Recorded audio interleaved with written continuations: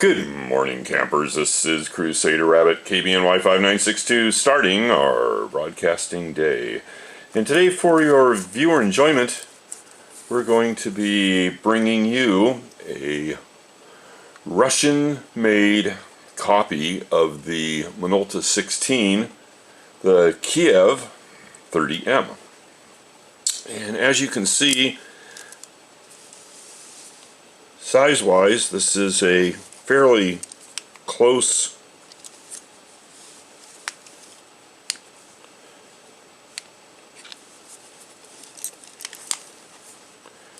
comparison between the Minolta-16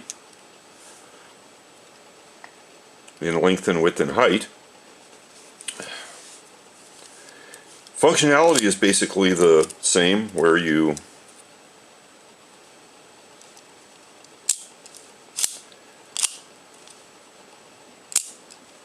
retract and action is cocking the shutter and advancing the film. It has controls on the side, just like the Minolta-16 does, for both your aperture and your shutter speed. However, this only has selections for 30, 60, and 200th of a second for your shutter speeds, and for apertures it goes from 3.5 to 11. The Minolta-16 I have goes from 2.8 to f16 on the aperture and has a B and a 30th of a second all the way to a 500th of a second. So the Minolta-16 has a slightly, I believe this is a Minolta-16 II, or Minolta-16, I think it's sometimes called. And these settings might be more in line with the first model edition of the Minolta-16. I don't have one of those, so I'm not absolutely certain about that. That's kind of what I'm guessing. So I'll let you hear the different shutter speeds here and how they sound. It's a 30th of a second.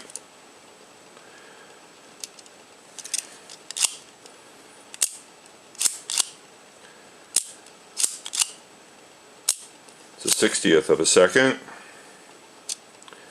This will be a 200th of a second.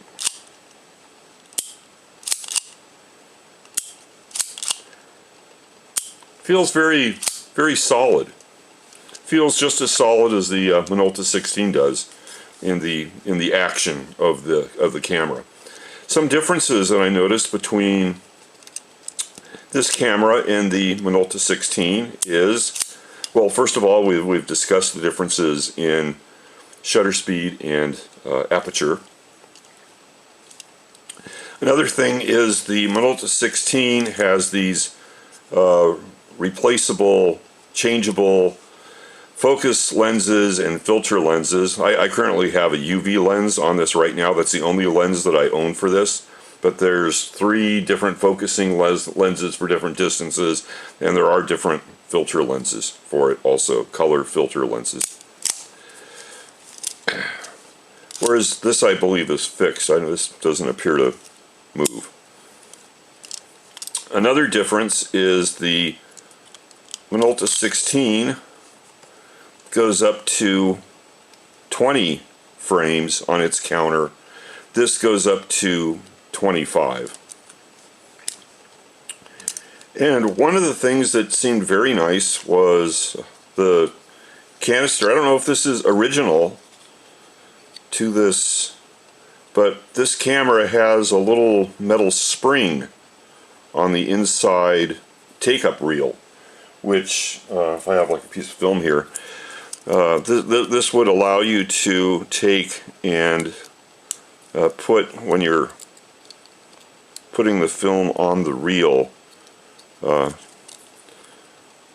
it would allow you to not have to use tape, but then you could just go ahead and do something like that. And that's going to be your take-up. So very, very similar to the way, oops, well that's upside down actually, because you actually want this going up. But you get the idea, right? So you don't have to put tape on this. It has like this little metal retaining clip on it. Very similar to the way that the Mamiya 16 automatic did that. So that's a difference there. And then also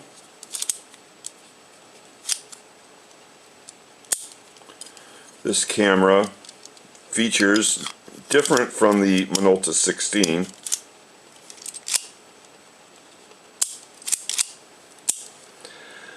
Minolta-16, I mentioned, had the focusing lenses, additional focusing lenses that are available for it, and this does not. This is fixed. However, this has a focus ring that goes from infinity, and it's kind of hard to look at it and change it, but it goes ahead and scrolls down to, it says 0.5. I'm thinking that's probably 0.5 meters, or 1.5 feet roughly, all the way up to infinity. And let's see, I think that's probably about all of the differences that I can think of that were immediately noticeable. So I just thought I would make a quick video, and I still have to do a video of running some fresh film through the Minolta-16 and then making a video of that, and I'll do that first, and then as soon as I do that I'll go ahead and run some freshly slit 16mm film for this and run it through, and then go ahead and post that video.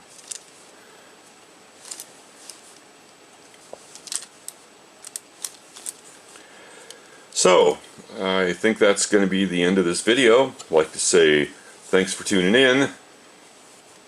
Hope you enjoyed the show. This is Crusader Rabbit, KBNY 5962, ending our broadcasting day. Good night, campers.